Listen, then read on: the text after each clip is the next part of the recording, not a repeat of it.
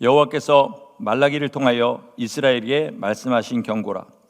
여호와께서 이르시되 내가 너희를 사랑하였노라 하나 너희는 이르기를 주께서 어떻게 우리를 사랑하셨나이까 하는도다. 나 여호와가 말하노라. 에서는 야곱의 형이 아니냐. 그러나 내가 야곱을 사랑하였고 에서는 미워하였으며 그의 산들을 황폐하게 하였고 그의 산업을 광야의 이리들에게 넘겼느니라.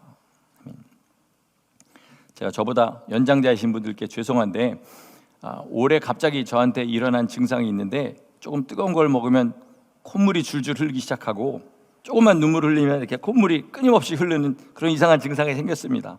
혹시 제가 자꾸 이렇게 코를 만지더라도 이해해 주시고 불쌍히 여겨주시기를 바랍니다. 네, 대한민국에서 손꼽는 지성인으로 인정받는 어떤 분이 퀴즈 프로그램에 아주 명문 대학생들이 나오는 그런 퀴즈 프로그램에 나오셔서 그 대학생들이 토론을 하면서 70%, 80% 이런 이야기를 쓰는 것을 보고 그들에게 일침을 가하는 그런 장면을 봤습니다. 뭐라 그러시냐면 세상에 프로라는 말은 없다. 퍼센트라는 말만 있을 뿐이다. 원래 그렇게 된 것을 일본 사람들이 이상하게 프로라는 말을 쓰기 시작해서 우리나라까지 들어왔는데 지성인이라면 이 말은 쓰지 말아야 된다. 이런 이야기를 들었어요. 그리고 제가 그것을 본 이후부터 저도 철저하게 퍼센트라는 이야기만 쓰면서 그렇게 살면서 사람들이 프로 몇 프로 이러면 속으로 어떤 그런 지적인 우월감을 느끼면서 무쓱한 사람들 이제 프로가 뭐야 이랬는데 갑자기 어느 날 제가 기억합니다. 그 클로스터덕 레드를 내려오면서 우리 집에 가는 길이었는데 마음에 왠지 쎄한 느낌이 갑자기 드는 거예요. 그래서 집에 가서 한번 찾아봐야겠다. 그리고 인터넷을 찾아봤더니 프로라는 말이 있습니다. 프로센트라는 네덜란드어가 있어서 그 네덜란드어가 일본으로 들어가고 일본에서 우리나라 말로 들어온 거예요. 그래서 우리나라 국립국어연구원에서는 프로와 퍼센트를 동일하게 표준어로 인정을 합니다.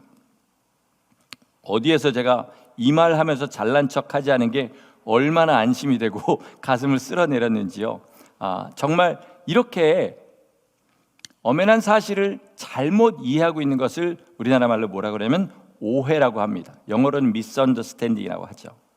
방금 이런 오해는 그냥 웃고 지나갈 수 있는 해프닝일 수가 있습니다.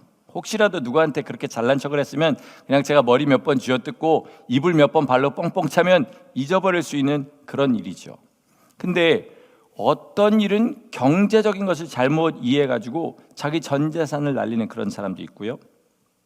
어떤 일은 건강에 대한 상식을 잘못 가지고 있다가 목숨을 잃어버리는 그런 사람도 있습니다. 우리가 잘 아는 애플의 스티브 잡스는 췌장암이 걸렸는데 수술하고 이런 치료를 받으면 살 가망성이 훨씬 더 많았는데 그걸 믿지를 못해가지고 민간요법 사용하다가 그 수십억 불 가지고 있는 부자가 결국은 요절하고 말았습니다. 자, 그런데 이 오해 중에 가장 끔찍한 오해는 뭐냐면 하나님을 오해하는 겁니다. 하나님을 오해하면 인생이 어려워지고 그냥 잠시 살다가 없어지는 어차피 없어질 목숨 좀 일찍 없어지는 정도가 아니라 영원히 힘들어지는 그런 일이 생기게 됩니다.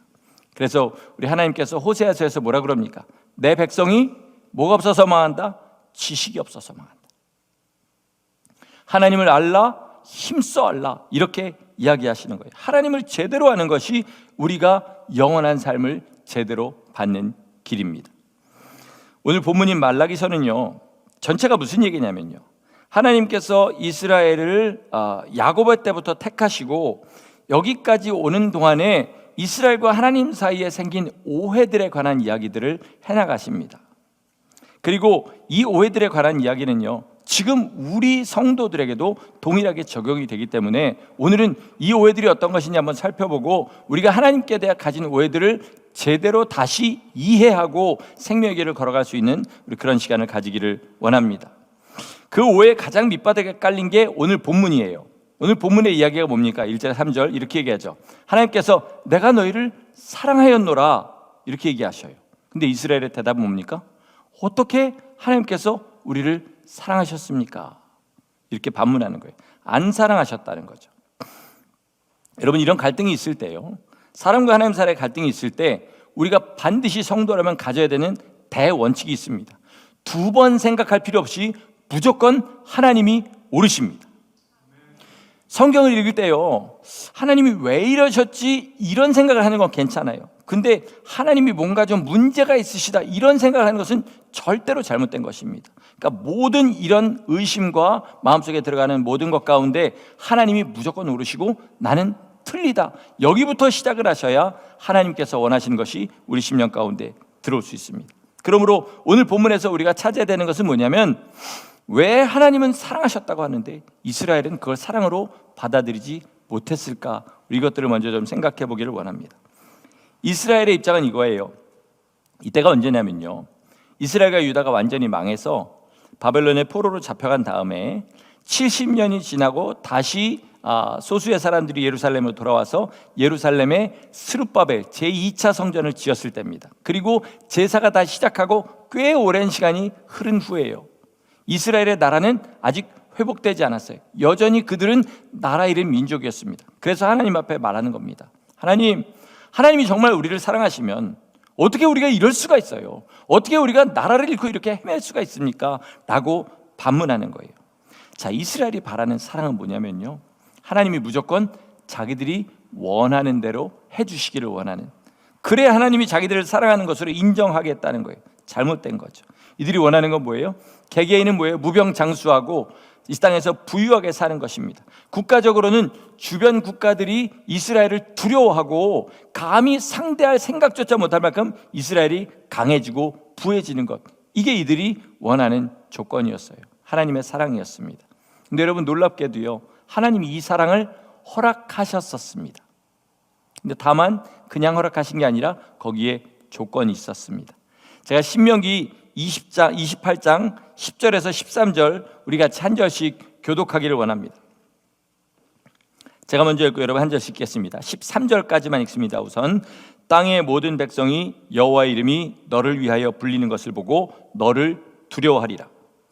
여호와께서 내게 주리라고 내 조상들에게 맹세하신 땅에서 내게 복을 주사 내 몸의 소생과 가축의 새끼와 토지의 소산을 많게 하시며, 여호와께서 너를 위하여 하늘의 아름다운 보고를 여시사 내 땅에 때를 따라 비를 내리시고 내 손으로 하는 모든 일에 복을 주시리니 내가 많은 민족에게 꾸어줄지라도 너는 꾸지 아니할 것이요, 여호와께서 너를 머리가 되고 꼬리가 되지 않게 하시며 위에만 있고 아래에 있지 않게 하시리니 오직 너는 내가 오늘 내게 명령하는 내 하나님 여호와의 명령을 듣고 지켜 행하며. 자, 여러분 보세요. 모든 백성이 이스라엘을 두려워한다는 겁니다. 나라가 그만큼 강해진다는 거예요. 그 땅에서 뭘 하든지 자녀들은 번창하고, 그리고 양이 있고 소가 있으면 그 새끼들이 많아진다는 거예요. 무조건 모든 일이 잘 된다는 겁니다. 하늘의 아름다운 복을 여시고 때에 따라 비를 내리시고 날씨가 맑아야 될 땐 맑게 하시고, 그래서 소출이 풍성하게 하시겠다는 거예요. 우리가 한국 사람이 가장 좋아하는 말 있죠. 자녀한테 머리가 되고 꼬리가 되지 않게, 여기 있는 말이에요. 위에만 있고 아래에 있지 않게 하시겠다. 정말 사람이 바라는 모든 복을 다 허락하셨습니다. 그런데 조건이 있어요. 14절 말씀 제가 읽겠습니다.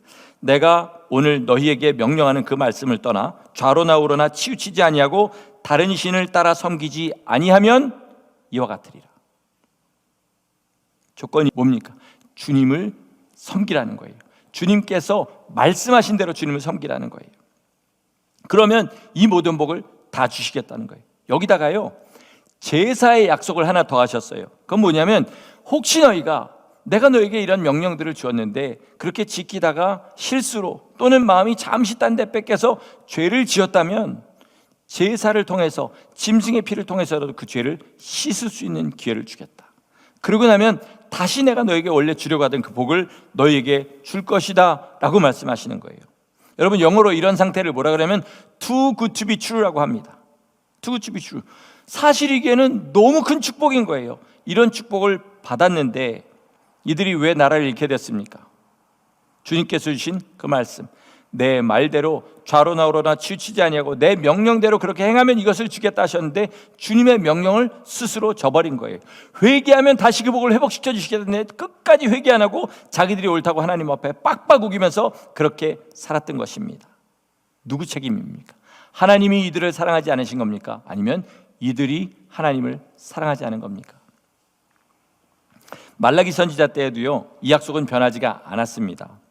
이미 나라를 빼앗겼지만요, 주님은 계속해서 너네 이러면 나라 망한다, 너네 이러면 너희 모든 것을 다 뺏기고 다른 민족이 너희 땅을 차지할 것이다, 계속 경고하셨는데 결국은 그 일이 일어났어요.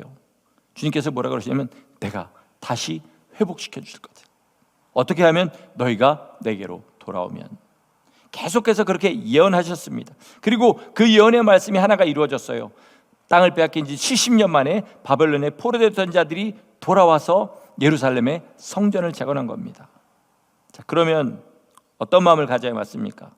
하나님께서 우리에게 주신 약속을 신실하게 하나씩 하나씩 이루어 가시는구나. 이제 우리는 더 주님 뜻대로 살고 주님을 기뻐하며 살면 하나님이 언젠가는 우리의 땅, 하나님께서 우리에게 소유를 주신 그것을 회복시켜 주시겠구나. 그리고 열심히 주의 뜻대로 살아야 되는데 좀 시간이 지나다 보니까 어떻게 됐냐면요, 하나님 앞에 가증한 일들을 행하는 것입니다. 성도 여러분, 이건 지금도 마찬가지예요. 하나님께서는요, 우리에게 그 사랑을 분명하게 증명해 주셨어요. 어떻게 증명해 주셨냐면 아들을 이 땅에 보내셔서 십자가에 누구도 당하기 싫어하는 그 모진 고난을 통해서 피를 흘리시고 우리를 구원하심으로 우리에 대한 하나님의 사랑을 확실히 증거해 주셨습니다. 아들을 주신 분이 우리에게 무엇을 아끼랴, 그렇게 또 말씀하셨어요.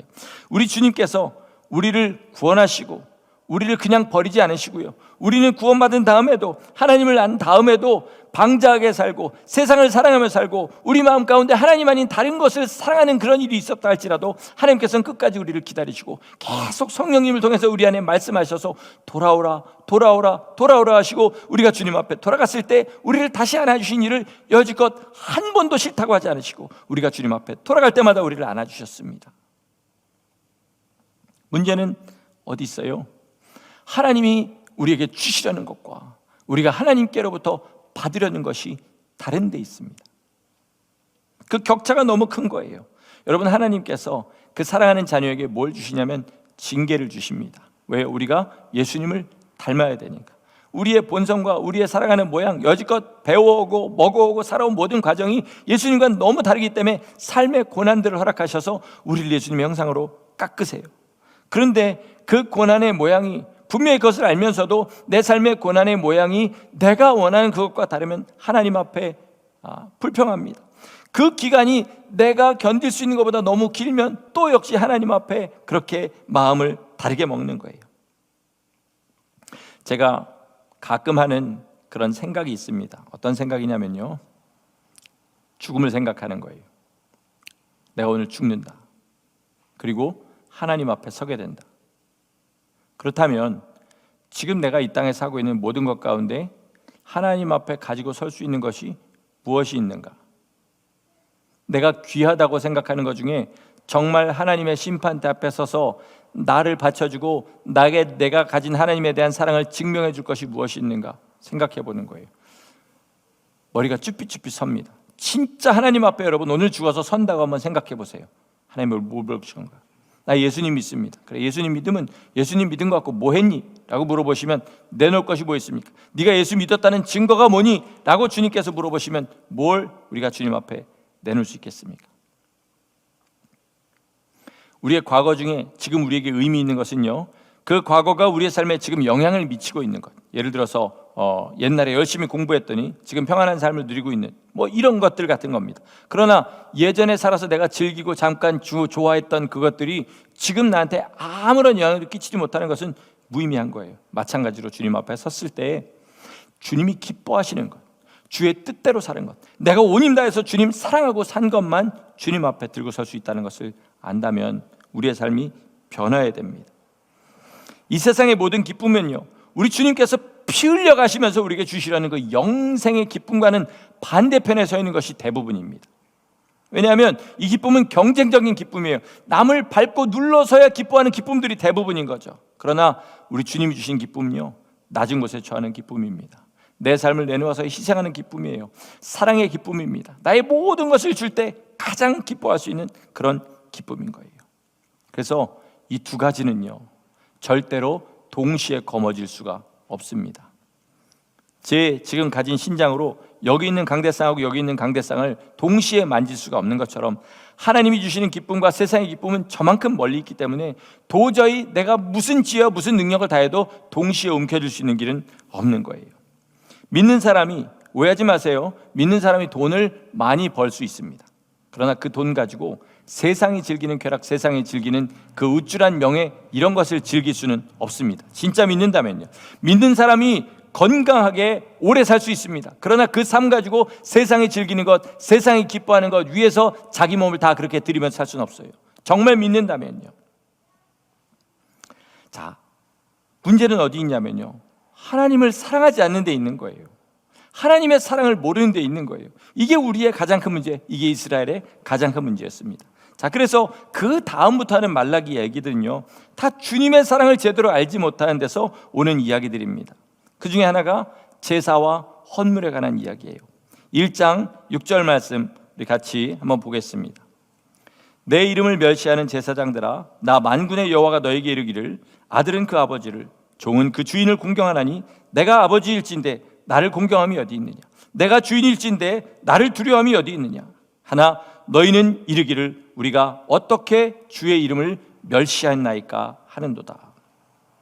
여기 문제가 뭐 있습니까? 하나님은 이스라엘에게 멸시당하셨다고 이야기하시는 거예요. 근데 이스라엘은 우리는 하나님을 멸시한 적이 없습니다. 누가 맞다고요? 하나님이 맞다는 것입니다.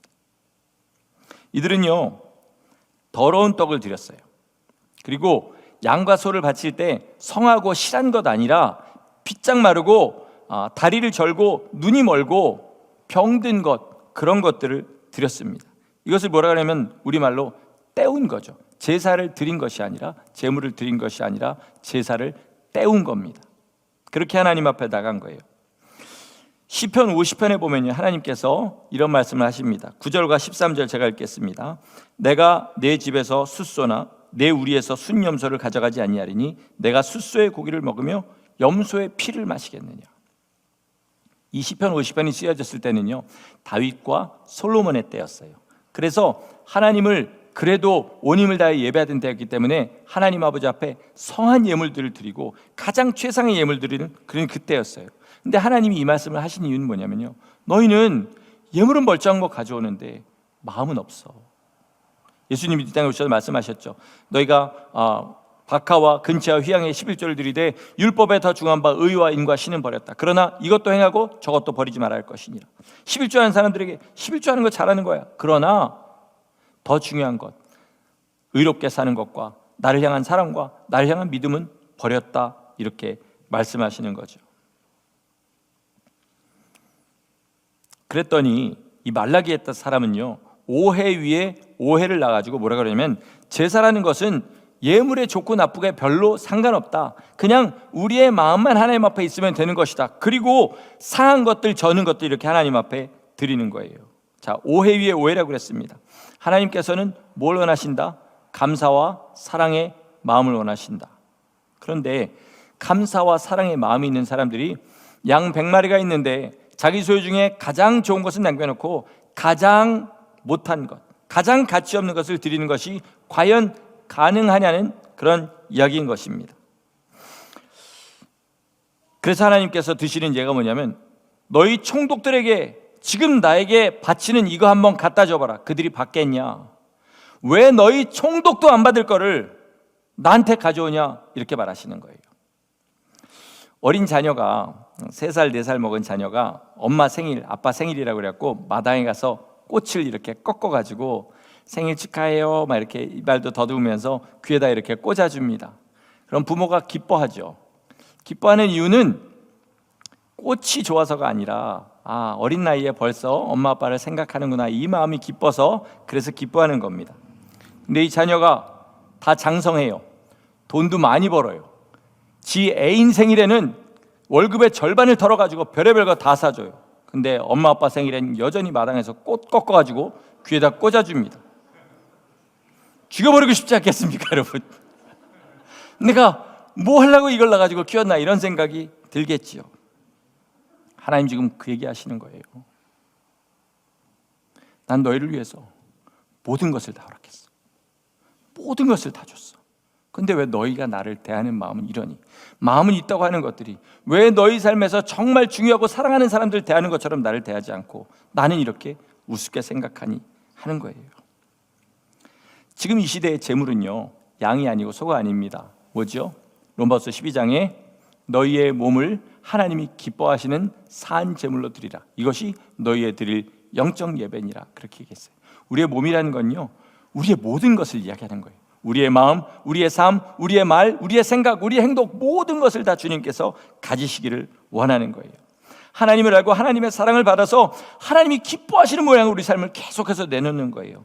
그런 의미에서요, 지금 우리가 이 모인 예배는요, 예배, 삶의 예배 극히 일부분이고 중요한 꼭지점이고 시작이고 마지막이지 절대로 이 예배가 전부는 아닙니다. 그럼 그렇다고 해서 이 예배는 우습게 봐도 되느냐? 절대로 그렇지 않다는 것입니다.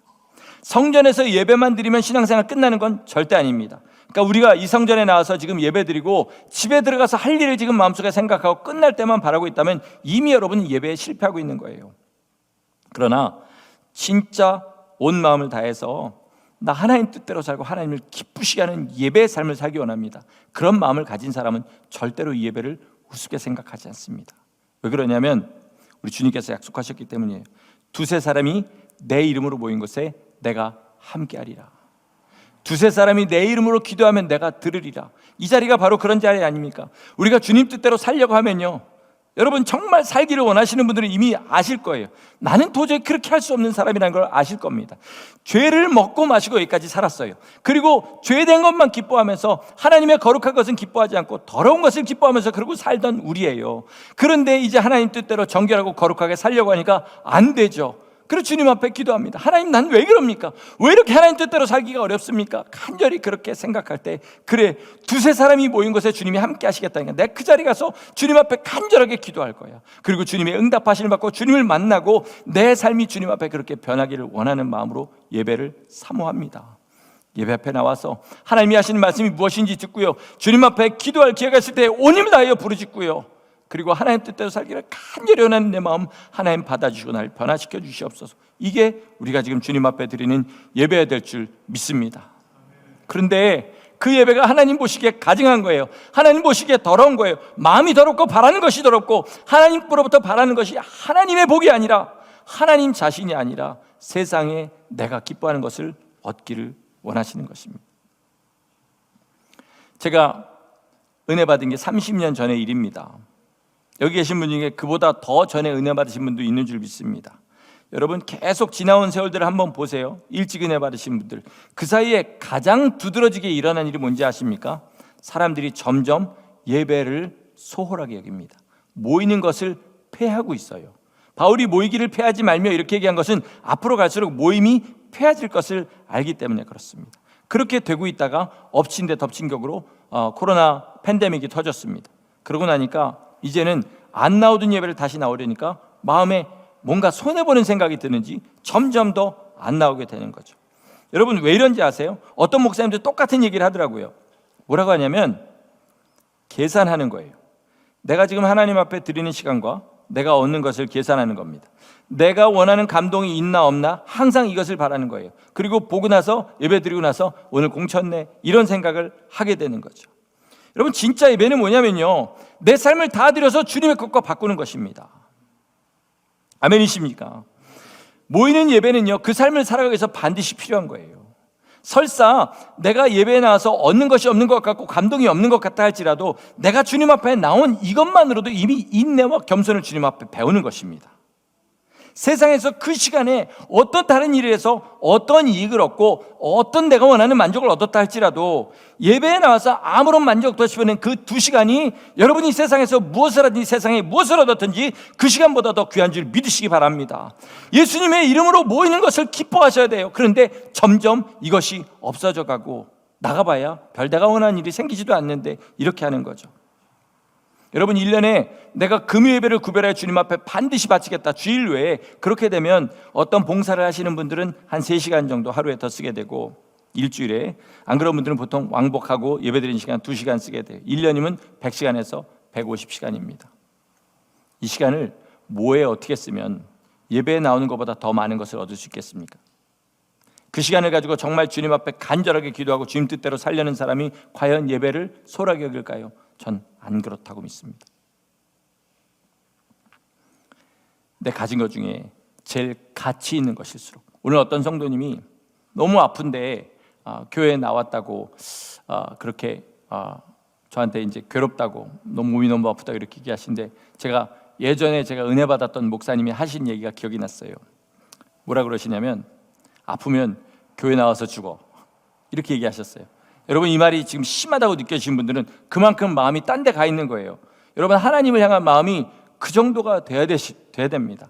물론 예배가 제가 말씀드렸는데 여기 나오는 게 신앙생활의 전부여서는 안 돼요. 이건 시작이고 마지막이고 중간에 꼭지점이라고 그랬습니다. 그러나 그만큼 모이는 것을 목숨처럼 귀하게 여길 때 하나님께서 그것을 어떻게 보시냐면, 네 삶에서 가장 귀한 양을 내게 제물로 드리는 그 마음으로 보시게 되는 줄 믿습니다.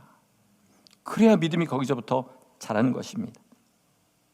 이런 하나님의 사랑을 모르면요, 축복의 말씀에 귀가 닫혀버리고, 그 다음에 하나님의 주시는 말씀이 의무와 부담감으로만 그렇게 남게 됩니다.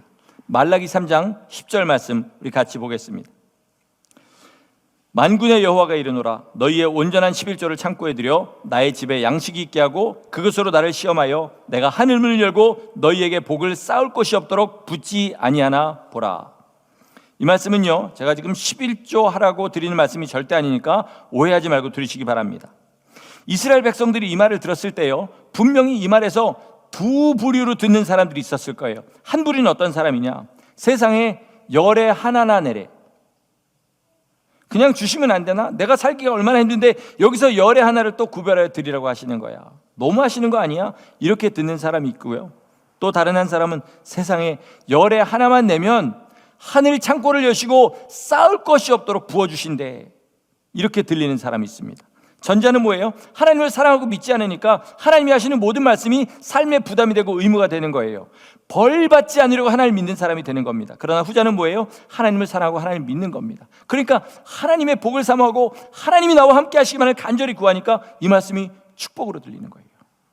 여러분, 주님께서 하시는 모든 말씀들을 읽을 때 부담으로 들리십니까? 복으로 들리십니까? 여기에 따라서 내가 하나님을 사랑하는지 아니면 하나님을 그저 의무와 부담으로 생각하는지를 구별할 수 있습니다. 하나님을 믿지 않는 사람은 명령만 들려요. 하나님을 믿고 사랑하는 사람은 축복만 들립니다. 이것이 두 사람의 차이입니다. 자, 그러면 여지껏 우리가 살펴본 이스라엘과 하나님의 모든 오해와 관계는 어디서 시작됩니까? 하나님을 향한 사랑이 없는 데 시작돼요. 하나님이 얼마나 자기를 사랑하시는지 모르는 데서 시작이 됩니다. 그게 어긋나니까 끝까지 계속해서 어긋나는 삶을 살아가게 되는 거예요. 하나님이 우리 삶의 목적입니다. 하나님 만난 다음에, 예수님 만난 다음에 예수님과의 만남을 가지고 세상에서 그럴듯하게 사는 게 우리의 목적이 아니라요, 천국에 가서 예수님 뒤를 제쳐놓고 거기서 천국의 아름다운 것 누리며 사는 게 아니라요, 예수님이 천국이시고 예수님이 우리의 삶의 목적이십니다.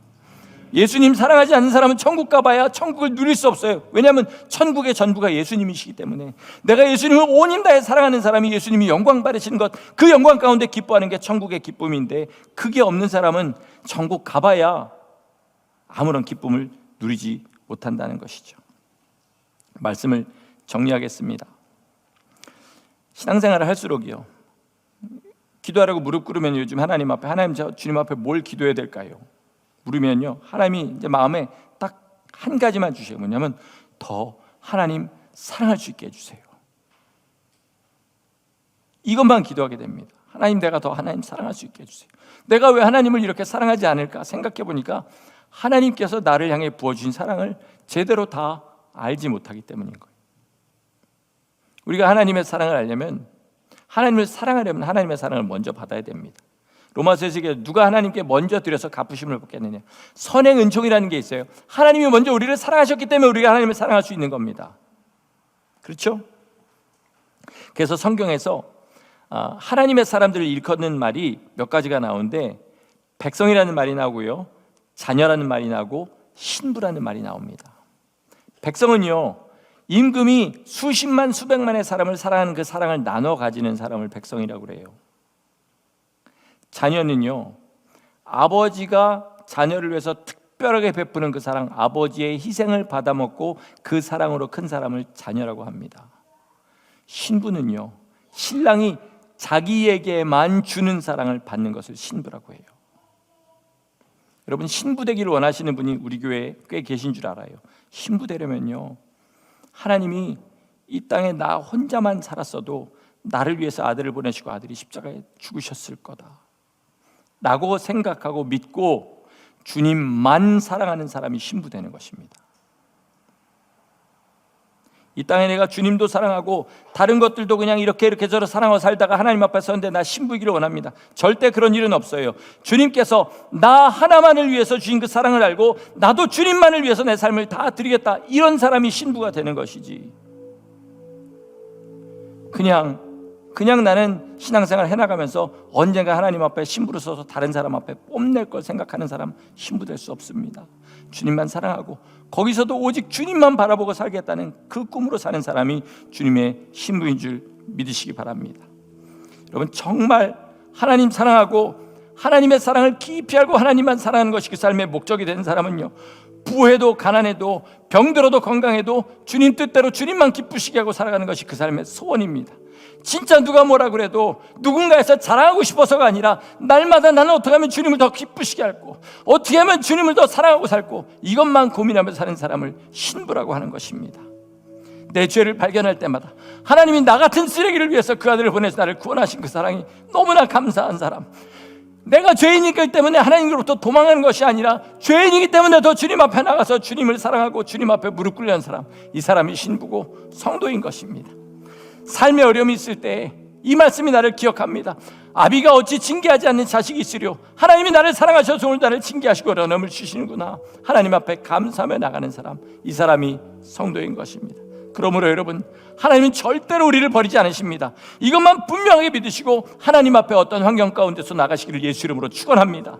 내가 하나님을 버릴까 봐 걱정해야지 하나님이 나를 사랑하시지 않을까 봐 걱정하는 것은 우리 삶에 다 지워버리시고 오직 하나님, 나 오늘도 하나님 사랑하게 해주시고 내 삶을 더 주님 앞에 내놓을 수 있는 성도 되게 하시고 자녀 되게 하시고 신부 되게 하여 주시옵소서. 주님 앞에 그렇게 간절히 기도하며 나갈 때 하나님이 오늘도 우리를 안아주시고 우리를 사랑하시는 그 품에서 기뻐하고 즐거워하시는 주의 복된 성도들 다 되시기를 예수 이름으로 간절히 축원합니다. 아멘. 기도하시겠습니다.